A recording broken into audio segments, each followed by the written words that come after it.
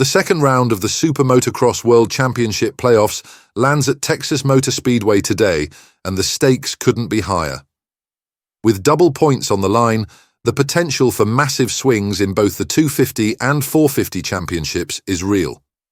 This round could prove pivotal for the riders vying for the coveted SMX titles, as one mistake or a stellar performance could dramatically shift the leaderboard.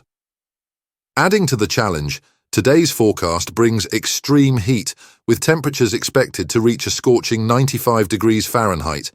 This will likely be the hottest race day of the season so far, and with 55% humidity, it's not just the track conditions that will test the riders, but the Texas heat itself. Managing energy levels and hydration will be crucial for those hoping to perform well in such grueling conditions. 250 Qualifying Session 1.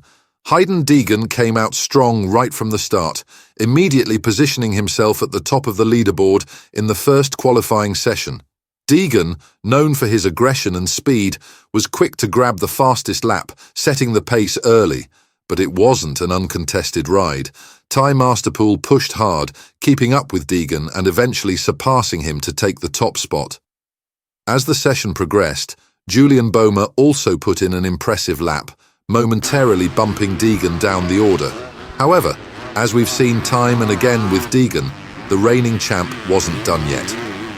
In the final minutes of the session, Deegan began to unlock new lines and master sections that other riders hadn't fully exploited. His strategic adjustments paid off as he reclaimed the pole position and held on to it through the remainder of the session, setting the tone for what could be a dominant day in the 250 class. 450 Qualifying Session 1.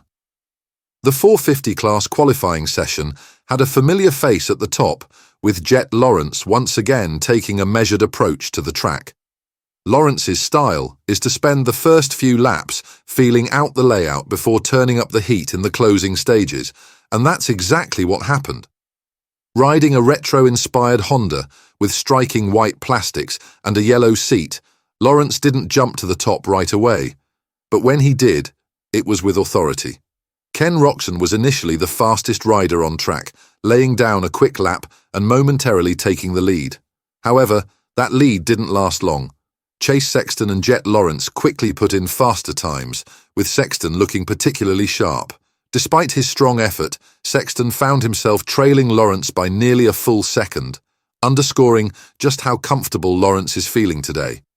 This round will be another critical chapter in the ongoing battle between these top 450 riders, and Lawrence's dominant qualifying performance has certainly set the stage for an exciting race. Combine Qualifying Session, 250 class. Ryder DeFrancesco was the first rider to put in a fast lap for the second-seeded session, but Hayden Deegan quickly unlocked new rhythms around the track, which gave him the speed to put himself back on top. Tom Vial and Ty Masterpool were quick as well, being within a second of Deegan, even without jumping the same sections. Within a few laps, Joe Shimoda and Tom Vial were able to surpass Deegan, putting themselves into 1 and 2 on the leaderboard. But as time began to wind down, Deegan once again moved himself back on top and would hold the position through the session. 450 class. Eli Tomac was the first rider to put himself into the pole position as he grabbed a fast lap early in the session.